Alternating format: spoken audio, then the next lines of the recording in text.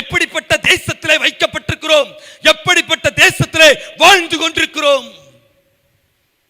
சிலுவை நாதருடைய ரத்தத்தை வீணாக்கி விடக்கூடாது, அவருடைய பரிசுத்த ரத்தத்தை வீணாக்கி விடக்கூடாது.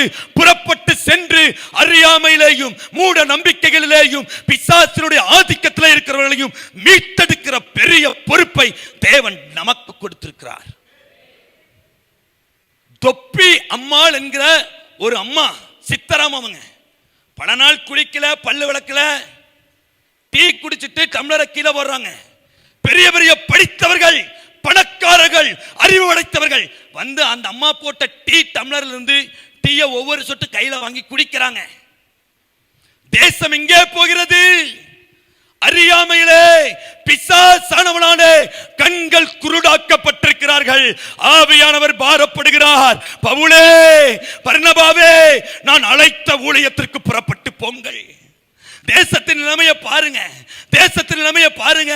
கண் திறக்கப்பட்டவர்கள் தான், ரட்சிப்பின் வெளிச்சத்தில் இருக்கிறவர்கள் தான் தேசத்திற்கு விடுதலை தர முடியும். எவ்வளவு படித்தவனா இருந்தாலும் அம்பானியத்தில் இல்லாத பண கல்யாணமே 1000 கோடியில் நடத்துறாங்க. அவர்கள் தேசத்தை விடுதலையாக்கிட முடியுமா? பில் கேட்ஸ்னால முடியுமா? ஜனாதிபதி, அமெரிக்காவுக்கே ஜனாதிபதியா இருந்தாலும் முடியுமா? சாப்பாட்டுக்கே வழி இல்லாமல் இருந்தாலும், அடுத்த வேளை என்ன பண்ணுவன்னு தெரியாம இருந்தாலும், தேவனுடைய ரட்சிப்பை பெற்றவர்கள் தான் இந்த தேசத்திற்கு விடுதலையை தர முடியும். இந்த தேசத்திற்கு அவங்க தான் விடுதலையை கூற முடியும்.